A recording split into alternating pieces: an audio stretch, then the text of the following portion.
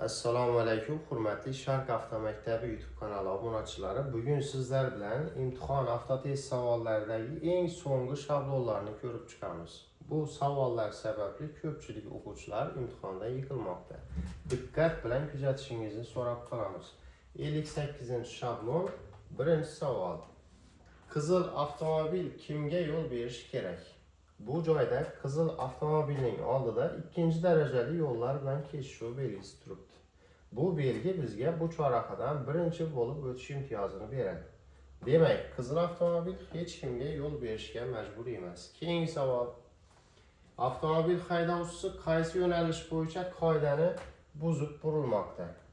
Tasma egallash qoidasi bo'yicha chorrahadan o'ng tomonga burilmoqchi bo'lgan haydovchi er tarafdan o'ng tasmani egallab kelishi shart. Bu transport vositasi esa yo'lning sidirg'a hisoblangan qismidan bu tomonga o'tib oldi. Shuning uchun bu yo'nalish bo'yicha qoidani buzdi. Agar A tasma bo'yicha o'ngga buriladigan bo'lsa ham qoidani buzgan hisoblanadi. Chunki o'ngga burilish faqat o'ng tasmadan ruxsat etiladi. Bu joyda har ikki yo'nalish bo'yicha qoidani buzmoqda. Keyingi savol. Chapga burilish sizga qaysi trayektoriya bo'yicha amalga oshirishga ruxsat etiladi? Belgiga e'tibor beramiz. Bir tomonlama yo'lning oxiri. Demak, yo'l shu joygacha bir tomonlama hisoblangan. Bundan u yog'iga uje ikki tomonlama harakat tashkil qilingan. Biz chapga burilish uchun oldingi testda gaplashganimizdek tasma egallash qoidasiga amal qilishimiz kerak. Chapga burilmoqchi bo'lgan haydovchi ertadan chap tasmani egallab kelishi zarur. O'ng tasmadan, ya'ni ikkinchi tasmadan chapga burilish esa taqiqlanadi. Shu sababdan faqat B trayektoriya bo'yicha haydovchi to'g'ri burilmoqda. Keyingi savol. Aholi punktlaridan tashqarida qaysi avtomobil to'xtab turish qoidasini buzmadi? Bilamizki, to'xtab turish agar yo'l yoqasi mavjud bo'ladigan bo'lsa, faqatgina yo'l yoqasida amalga oshiriladi. Bu joyda ko'k avtomobil yarimi yo'l yoqasida, yarimi qatnov qismida qolmoqda. Shuning uchun bu qoida buzdi. Yashil avtomobil to'liq qatnov qismida to'xtadi. Shuning uchun bu ham qoida buzdi. Qizil avtomobil esa 100% to'g'ri to'xtadi. Sababi u 4 ballon bilan ham yo'lning yoqasiga chiqqan. Kim buzmadi desa javob qizil avtomobil haydovchisi. Keyingi savol. Avtobus haydovchisiga bu joyda odam tushirishga ruxsat etiladi. Bilamizki, yo'nalishli transport vositalari faqatgina bekatlarda odam olishi va yo'lovchi tushirishi mumkin. Bekatdan tashqarida to'xtab odam olib tushirish yo'nalishli transport vositalariga taqiqlanadi. Bu yer bekat emas, bu to'xtab turish joyi. Shuning uchun javob taqiqlanadi. Keyingi savol. Qaysi yo'nalishlarda harakat qilish mumkin? Chorrahaga yaxshilab e'tibor beramiz. Svetofor qizil ishorasi yonmoqda, qo'shimcha tarmog'i chapga ruxsat beryapti. Ya'ni faqatgina chapga va qayrilib olishga ruxsat etiladi. Sababi chapga ruxsat beruvchi svetoforning ishorasi, qo'shimcha tarmog'i qayrilib olishga ham ruxsat beradi. Ammo bu yerda qayrilib olish taqiqlanadi belgisi turibdi. Demak, bu svetofor orqali chorrahadan faqat chapga ketishimizga ruxsat etilgan. Javob chapga. Yengil avtomobil qaysi yo'nalish bo'yicha to'g'ri burilmoqda? Yana tasma egallash qoidasiga qaytamiz. O'ngga burilmoqchi bo'lgan haydovchi o'ng tasmani egallab burilishi shart. Mana bu belgi yo'nalishli transport vositalari uchun bo'lak degani. Mana bu A chizig'imiz ham shuni eslatadi bizga. Biz A tasmasiga chorrahadan burilish vaqtida uzuk joyidan kirib burilib ketishimizga ruxsat etiladi. Bu yerda faqat birinchi yo'nalish bo'yicha o'ngga burilish mumkin. Javob 1. Keyingi savol.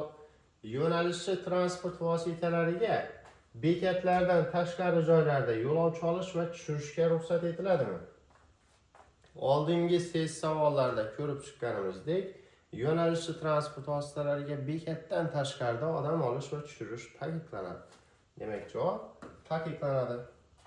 Keyingi savol. Velosipeddan foydalanishda yo'lovchi tashish qaysi hollarda ruxsat etiladi? Velosipedlarda yo'lovchi tashish faqatgina 7 yoshga to'lgan bolalarni maxsus o'rindiqda tashish ruxsat etiladi. Keyingi savol. Ushbu avtomobilga ko'rsatilgan yo'nalishlardan qaysi biriga harakatlanishga ruxsat etiladi? Bu joyda mana bu svetofor ishorasi bizga chapga yurishga ruxsat bermoqda. Chapga yurishga ruxsat beruvchi svetofor ishorasi qayrilib olishga ham ruxsat beradi. Demak, bu chorrahimizdan ikkala yo'nalish bo'yicha ham harakatlanishga ruxsat etiladi. Qaysi transport vositalari o'ngga harakatlanishga ruxsat etiladi? Bu yerda ikkita svetofor tasvirlangan. Bu svetofor tramvay va alohida bo'lakda yuradigan transport vositalari uchun. Hozir bu svetofor tramvayga faqat to'g'riga yurishga ruxsat beryapti. Bizga esa barcha yo'nalishlarda harakatlanishga ruxsat etilgan. Savol: qaysi transport o'ngga burilishi mumkin deyilsa, faqatgina yengil avtomobil o'ngga buriladi. Tramvay esa to'g'riga yurishi mumkin. Keyingi savol: qaysi rasmda sariq avtomobil haydovchisi qizil avtomobilga yo'l berishi kerak? Bu rasmga e'tibor beradigan bo'lsak, biz asosiy yo'ldamiz. Mana bu 713, ya'ni asosiy yo'lni yo'nalishi belgisi orqali bu qizil avtomobilni ham asosiy yo'lda ekanini bilmoqdamiz. Ikkalamiz ham mana yo'g'on chiziqda turibmiz mana bu joyda. Mana bu belgiga e'tibor bering. Biz ham yo'g'on chiziqda, qizil avtomobil ham yo'g'on chiziqda. Demak, u ham asosiy yo'lda deb yuritiladi. Ikkalamiz o'ng qo'l qoidasi bo'yicha o'tadigan bo'lsak, qizil avtomobil bu joyda birinchi bo'lib o'tadi. Endi bu rasmga e'tibor beradigan bo'lsak, biz yo'l bering belgisidamiz. Qizil avtomobil esa yo'g'on chiziqda, ya'ni asosiy yo'lda. Bu joyda ham qizil avtomobilga yo'l beramiz. Savolga qaytamiz. Qaysi rasmda qizil avtomobilga yo'l berish kerak deyilsa, har ikki rasmda qizil avtomobil birinchi bo'lib o'tadi. Keyingi savol: qaysi avtomobil haydovchisi yo'l berish kerak? Bu yerda chorraha tasvirlangan.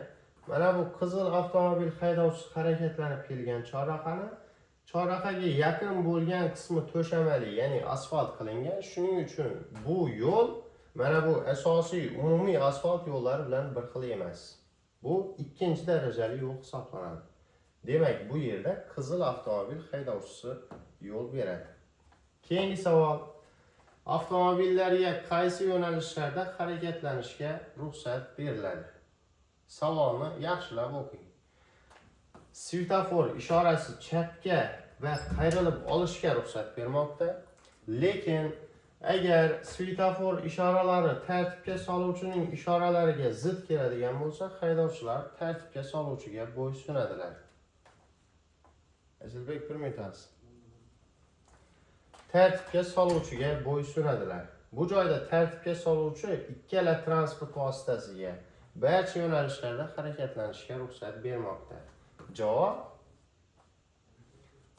qizil avtomobilga to'g'riga, chapga va qayrilib olishga ruxsat etiladi. Qizilga, chapga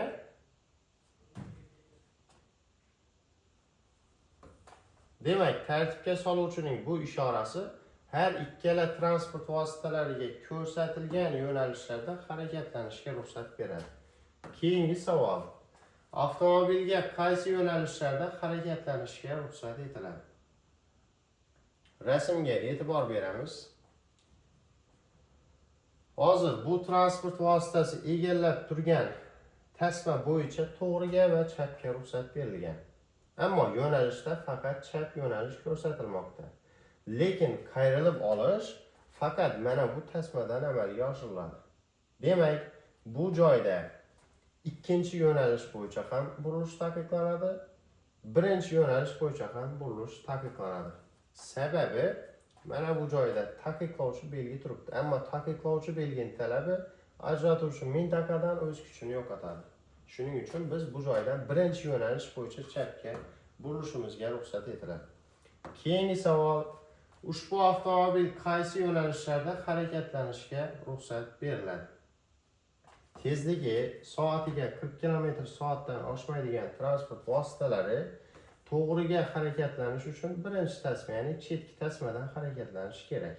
Agar chapga burilish va qayrilib olish vaqtida bo'ladigan bo'lsa, mana bu tasmaga chiqib chapga burilishi va qayrilib olishi mumkin. Lekin ikkinchi tasma bo'yicha harakat taqiqlanadi. Javob birinchi, uchinchi, to'rtinchi yo'nalishlar bo'yicha harakatlanishi mumkin.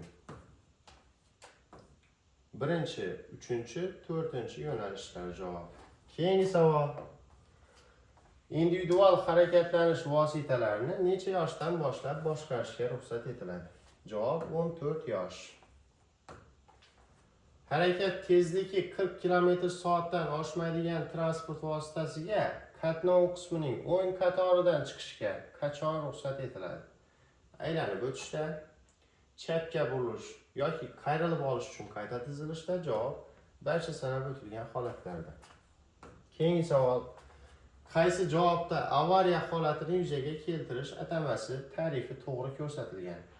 Yo'l harakati ishtirokchilarini yo'nalishi va tezligini keskin o'zgartirishga, shuningdek o'z xavfsizligini yoxud boshqa fuqarolar xavfsizligini ta'minlash uchun o'zga choralarni ko'rishga majbur qilish bilan bog'liq bo'lgan harakat avariya holatini yuzaga keltirish deb yuritiladi. Keyingi savol. Bir yo'nalishda harakatlanayotgan relsiz transport vositasidan o'zib ketish har ikki tomondan ruxsat etiladi. Onlarga tayyorlash uchun onlayn kurslarimiz mavjud. Siz 12 ta viloyatdan xohlagan biridan yoki Qoraqalpog'iston Respublikasidan bizga aloqaga chiqib, onlayn kurslarimizga yozilishingiz mumkin. Biz sizga 15 kunda barcha test savollarini individual ravishda o'rgatib, imtihondan o'tishingizni kafolatlaymiz. Mana bu pastdagi telefon raqamlariga aloqaga chiqib, bemalol biz bilan bog'lanishingiz mumkin. Hammaga rahmat, sog' bo'ling, salomat bo'ling. Asilbek